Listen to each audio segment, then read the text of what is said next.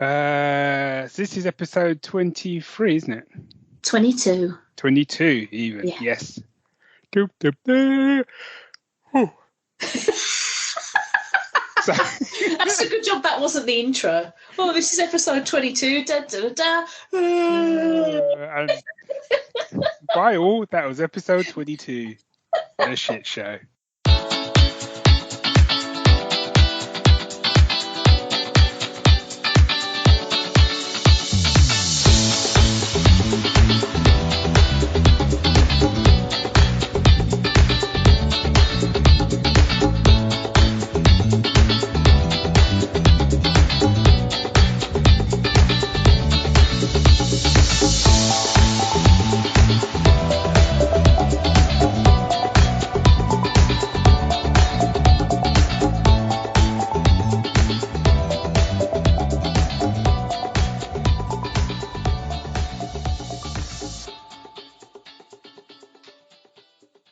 Welcome.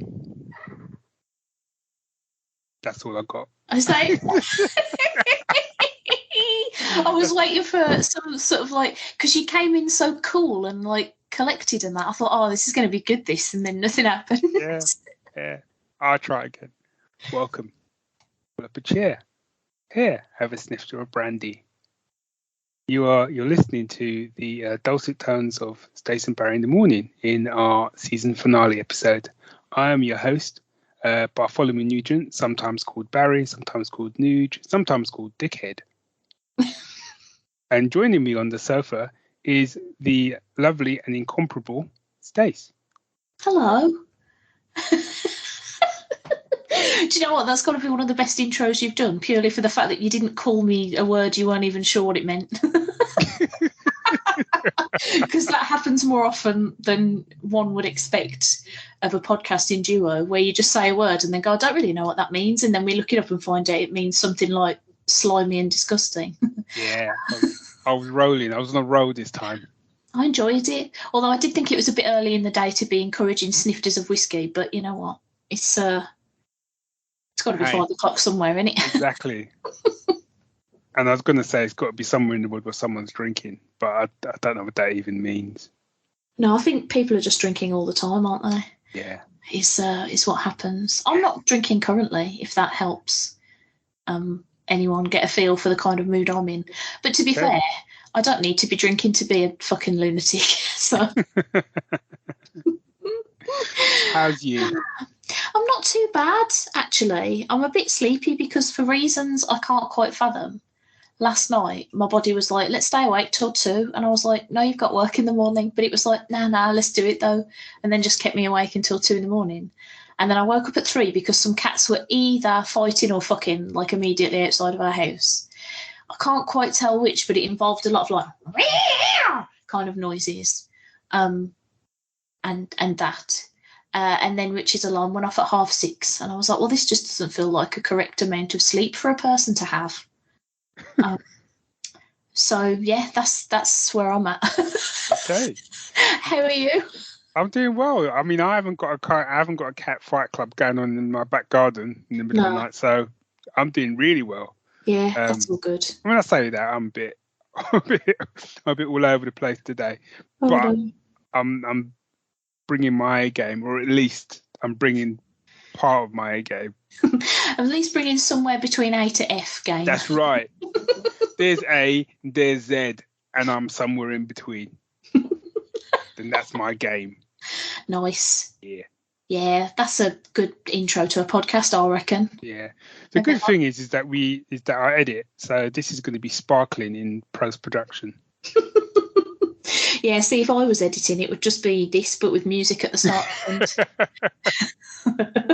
Because I can't be bothered at all. Hey, I'm in a singing mode, I guess. Sorry. That's okay, I'll cut that. Just cut it all. Just calling me out. That's probably the most sensible plot. Shall I do a wee trumpet? Yeah, trumpet it.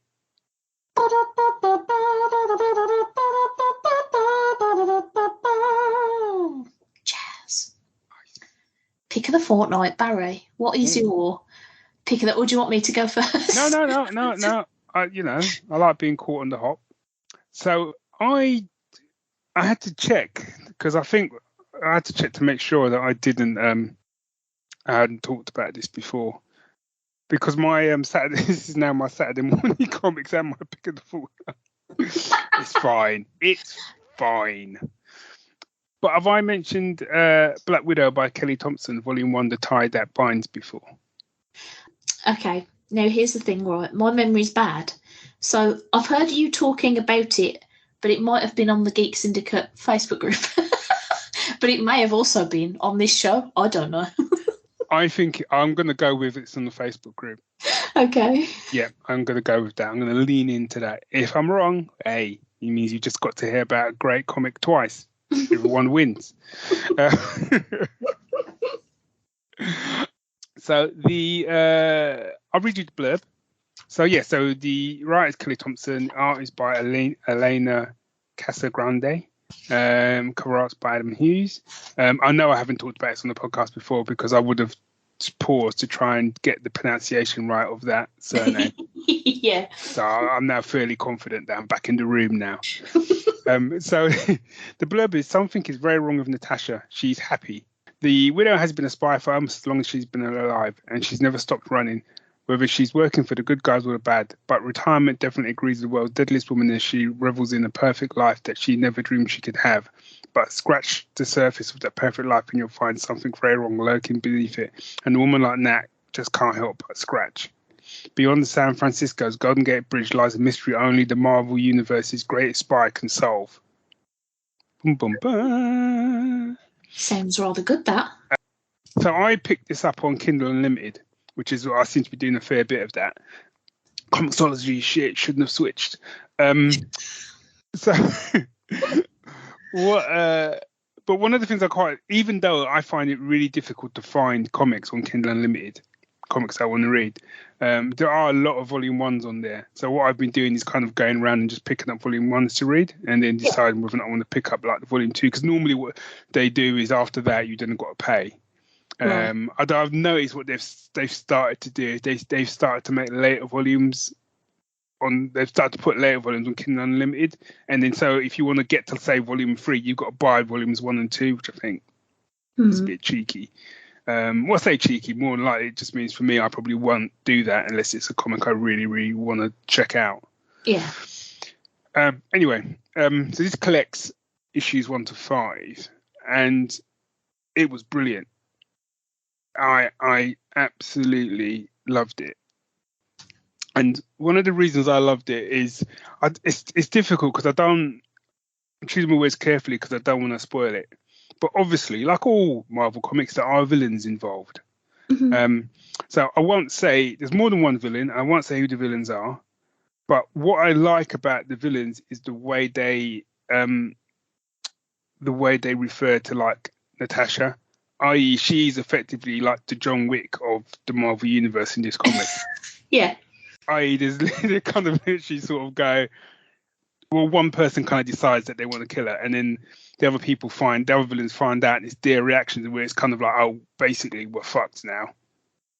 And it's like, no, I've sent loads of people to kill her, and they're like, no, we're fucked. Oh, you've done it there, boys. Why would you do that? You know, and they're right. But it's brilliant. Yeah, I really, the art is phenomenal. The way that Elena captures action is just, and the way that Black Widow moves, especially like if you see the films and stuff, it's captured very, very well in this comic. Yeah. Some good character stuff as well. And I've read a couple of Black Widow comics actually, and I find myself that I really enjoy the character in comic form when she's done right. So I would sort of recommend it. There's another 2 sort of volumes which I think I do plan to sort of pick up at some stage. Yeah. So that's my pick of the fortnight, Black Widow. Go get it. Nice. I mean, I'll be honest, I probably won't go get it, but that's mostly because I've sort of stopped reading comics. Have you? Yeah. I got to a point where, and this is like not the fault of comics at all, but there's too much for a start to choose from. And there's too many crossovers. And also my brain can't really grasp like the gaps between the monthlies, but I also can't afford or store millions of trades. And it sort of got to a point where I was trying to get comics like on Comixology and stuff like that, and like reading them digitally, because I thought, oh, that, you know, won't have the storage problem. But then I was finding that I was just like, I don't know, like not keeping up with them, and then it became more of like a slog to like clear the comics from my backlog than it was an actual enjoyable hobby. And I just thought, you know what, just don't. So I just decided to not. And I feel all right about it. I might pick up like the odd thing every now and again, because like I definitely want to go back and finish Sex Criminals, because I know there wasn't much left of it when I stopped reading things anyway. And I'll probably pick up like the odd Turtles thing here and there, but I don't think I'm ever gonna like really get back into comics because it's too much. It's too hard. I kind of find that, which seems, what I'm going to say seems weird given the fact that I run several podcasts, and and my site's called Geek Syndicate and whatever. But I've been really struggling this year on my geek content side. I don't know. I mean, my mental health. My mental health has been sort of a bit up and down this year. Same. And I think what I found is my attention span is atrocious. Yeah. And when I sort of sit down to sort of go, right, I want to read something or I want to watch something, my first hour is just spent haplessly scrolling to trying to decide what it is I'm going to watch, what it is I'm going to read, and then the next minute 4 hours have passed and I've been on YouTube and I don't even know how I got to YouTube. Yeah. And comics is a little bit like that, as in, it's been which is why it was one of the things I quite like about the Kindle Unlimited is the fact that I've just been finding a volume 1 and reading that, and and for the most part it's a self-contained story. Yeah. I'm not even trying to do I'm going to dive into like Marvel and or DC. I can't do that. So for me it is volume 1s or indies. But since Comixology has changed the way they do things, because it's all been rolled into Amazon and it's awful now. The layout of it is just awful. I find it a lot harder now to find the indie stuff. Yeah. Oh, that's a shame. Oh. And so I think I will sort of, I think I will find my way back. But, these things sort of take time or whatever. And normally for me, it's like there'll be a comic and there'll be something, and I'll read that comic and suddenly it will be like, I can't believe I've been away for so long. I need to devour any comic I can get my hands on. Yeah, yeah. But it is, I think some of it is it's decision fatigue, I think is what they call it. Yeah, it's exactly that for me. Like Rich would sometimes, because what we'd do is we'd sort of share a Comixology thing, and we'd be, every now and again he'd be like, right, which of these do you want to read? And I'll leave them on there even though I've read them and blah, blah, blah. And I'd look through and I'd be like, there's 450 comics on here and like 200 of them are issue 1s. Like, what is a girl to do? Yeah. I've got other things to do and see. And like, there's so much stuff in every sort of medium at the moment that I want to watch or read or play or hear. Yeah. So it's just like, I've got to cut some things out. And for me, it was like, comics are the thing that I can just dip in and out of with like ease without missing out on something huge, if that makes sense. Yeah. To me anyway, that's how it feels. Like I can just pick up, like you say, like an indie comic at a con or like a random mini of Turtles and be like, that'll do. Yeah. So I want to read The Last Ronin. Yeah. That's the Turtles one, isn't it? Yeah, I need to get on that because I've heard really good things about it, but I read issue 1 so long ago that I forgot what happened in it and just haven't been back to it since. But like, I think I'm definitely going to be somebody who's going to wait for things to like come to trade or like, like an online version of a trade, so that I don't have to sit and wait. Because my memory's so crap, and I think it has definitely gotten worse since like COVID and lockdowns and things. Like my memory is really bad now. So like holding on to the facts of stories month to month is just not something I can do anymore, especially if I'm reading, say, 5 different comics and each one of them has got Spider-Man in. I'm not going to remember which story relates to which comic if I remember all 5 stories at all. Yeah, which is why I love Giant Day so much, which was my Yeah. sort of, comic I'd been reading up until recently, because there were loads of volumes out. I was basically, the first couple of volumes I think were free on Amazon anyway, and then after that I was just getting a volume a month and then just sort of sitting down and reading it, and that was really good because it was kind of like, this is the comic that I'm reading, and I think I almost have to start. And now that I've finished that, I'm thinking about moving on to another one he did, which is called Bad Machinery, which is basically kid detectives. And I think I read the first volume was free, and I quite liked it. I'm not sure about the art, but I really like his style, his writing style. So I may go back to that and then just do the same thing. I'll just pick up a volume a month. It makes sense. You got to do what you got to do, ain't you? Yeah. That's what I say. Oh, got a bit deep. What's your what's my pick of the fortnight? My pick of the fortnight is unsurprisingly not a comic. I went and put my eyes on Sonic 2, Barry, and it's joyous. It's so good. I was very excited about seeing this anyway because Tails is my favourite.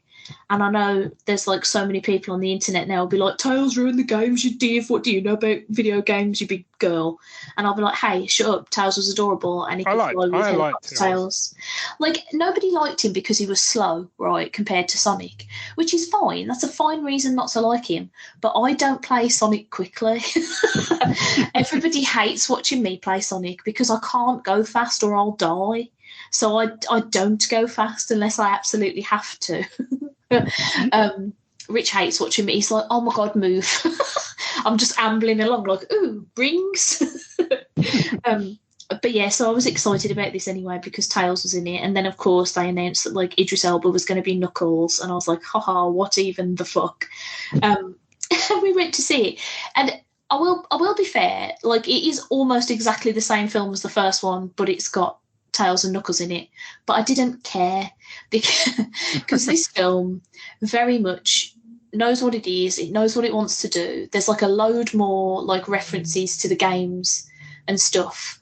Like I don't think it's a spoiler to say that there's a bit in this movie where Sonic like scoops up a bubble while he's underwater to try and help him breathe, and I was like, that's the most adorable thing I've ever seen. I got very excited in the cinema. And it feels like the people who were writing it knew that people wanted more of like the Sonic stuff, because as with like most films where they take like games or toys or something and make it into a movie, everybody always whinges, oh, there's too much humans in this, I just want Sonic running around. So this movie is like way more Sonic running around, right, but it's got an added Tails running around and then a Knuckles chasing them around.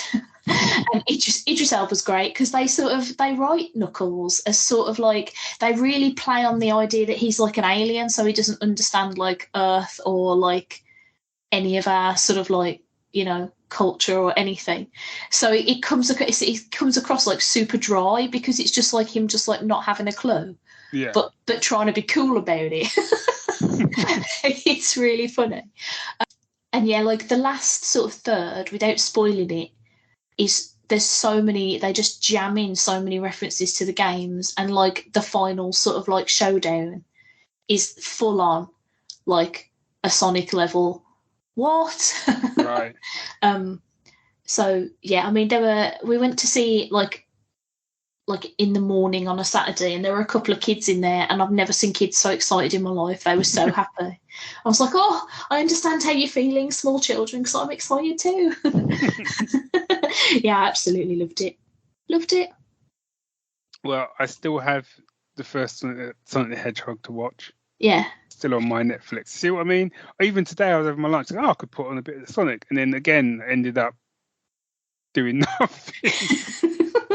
Yeah, it's the oppressive weight of too many things to choose from, isn't it? Yeah, I mean, I've been watching. I finally started watching that Moon Knight. Oh yeah. Have you been watching it? I have, yeah. What do you think?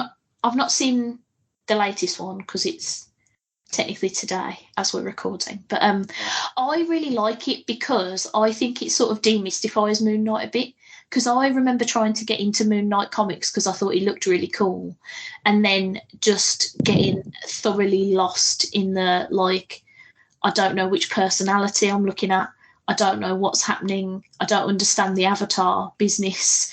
I don't even really understand who the villain is. Like whatever arc it was I was trying to read, I was just like, I do not get this. And I think sometimes that's the point of Moon Knight comics, because it's supposed to be almost as confusing as it would be for you to be Mark Spector. But that's what I really liked about the show, is that it's intriguing enough. Like, it doesn't give you all of the answers and doesn't like spoon feed you everything that you need to know about Moon Knight. But at the same time, it gives you enough that you're not just sitting there going, eh? Yeah. What? And Oscar Isaac is wonderful. Yeah, I think I'm enjoying it. A part of me, because I was trying to hold off. I don't know how many episodes the whole thing is. And I was trying to hold off to watch it all in one go. I'm watching episode 3, I think, at the moment. Yeah, I'm enjoying it. I thought the first one I was a bit lost with what was going on, and I've read the Moonlight comic, and I was like, I don't remember any of this stuff, but I quite liked. I think what you said actually put it into context for me, and it's made me kind of think, yeah, maybe actually I enjoy it a bit more, because I didn't really know the character when I was reading the comic. I just kind of accepted it. Yeah. What was going on. And obviously I must have been doing something wrong, because I didn't even get the fact that he had multiple personalities in the comic I was reading. Okay. And I quite liked the way that they've done the multiple personality stuff. And it's quite cool. And some of the action is quite cool. I want to see more of him in the normal suit, because I think he looks badass in the suit. I actually prefer him in the suit than the regular Moon Knight costume, as it were. Me too. Yeah, I like it a lot. Yeah, I love a 3-piece suit anyway. Though I'm like, stick a waistcoat on everybody. And again, in the comics, I didn't really understand why in one bit he was in a suit, and the next bit he was in that kind of the traditional kind of cape and cowl look. And the way they kind of did it in the show made perfect sense to me. I'm like, right, okay, I got it now. Yeah. So yeah, I'm interested to see where it goes. I do think I can't think. Is it Ethan Hawke? Is he the villain? Yeah. I mean, is there any more scenery he can chew? Because he's fantastic, isn't he? He's going for it big time. Yeah. Yeah, I kind of love that though, if I'm honest. Yeah, I mean, if you're going to do it, then just lean into it. You know? Yeah, I do think sometimes as well, like there's like superhero stuff that can take itself a bit too seriously, and you're like, hold on, do you see yourself though? Like, what's actually happening in this show? Like, you're being like deathly serious, and there's a man running around thinking he's like an ancient Egyptian god, and somebody else is like a bat, or do you know what I mean? It's just like, what you like? Come on, have a laugh with us, lads. I mean, yeah, as I said, and I like it's quite crazy. The tone of it is all over the place, and I quite like that. Yeah, I don't quite know what's sort of coming next. Yeah. But anyway, I digress, which is quite good. Probably Mephisto, innit? According to the internet, it's always Mephisto's always what's coming next. It's always Mephisto. I hope it's never Mephisto. I hope it's never the MCU, like ever. Shall I do a quick toot and then we can do a musical musing? And then get the heck out of here, because we're at half an hour. Boom. Barry, what you been putting in your ears, bruv? Right, I'm still debating. Do you want me to go first? You go first. Okay. Well, I did a terrifying / brave thing last week, and I went to my first concert since the pandemic kicked off. And like, before anybody has a go at me, I did thoroughly think about the risks, and I did take all the precautions that I could possibly take prior to and having since come back from said gig. But I was going mental at home and I needed to do something normal. So let me have this, please. And I'm going to break from our tradition of usually picking like soundtracky type score stuff because I have to pick a song by this band because I've become mildly obsessed with them since I went to see them.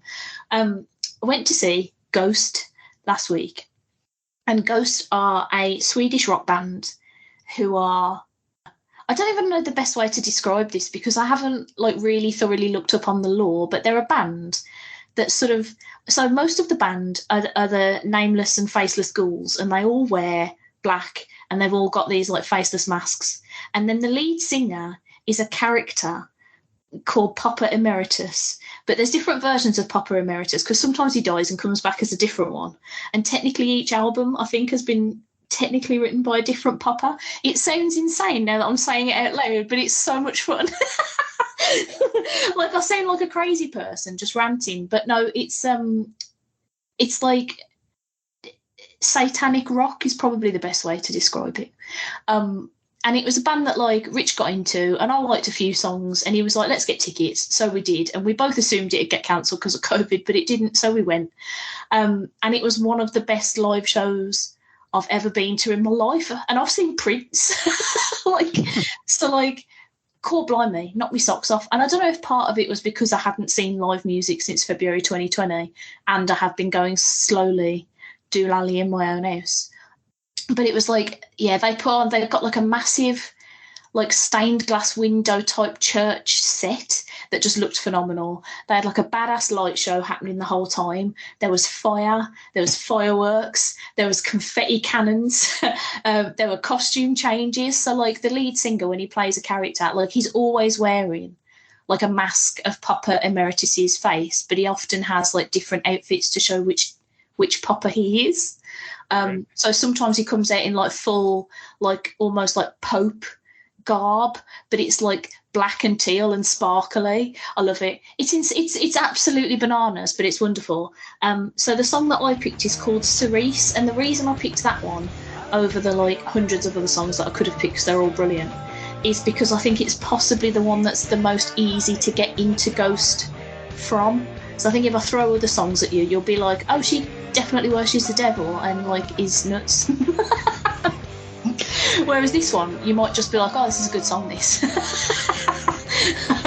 So yeah, give Cerise a whirl by Ghost. It's good, yeah. And don't judge me by my musical taste, because I'm not a Satan worshipper. I just really like these songs.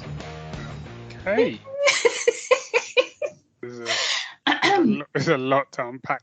There is a lot to unpack there. I mean, the thing is, the band have said that they don't believe in this stuff either. It's just a fun thing that they do for a laugh. So, you know. Fair enough. Yeah.